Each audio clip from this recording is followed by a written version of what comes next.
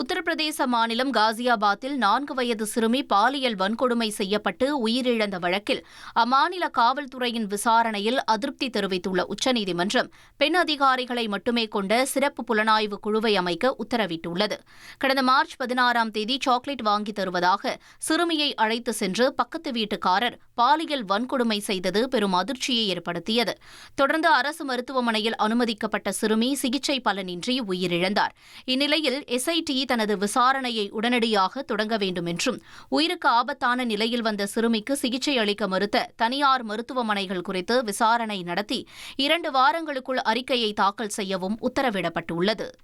1,28,00,000 மனங்களை வென்ற தந்தி TV YouTube channel. தவிர்க்க முடியாத தம்ப்நெயில், கலக்கலான கான்டென்ட்ஸ். நீங்களும் இந்த குடும்பத்தில் இணைய இப்பவே சப்ஸ்கிரைப் பண்ணுங்க.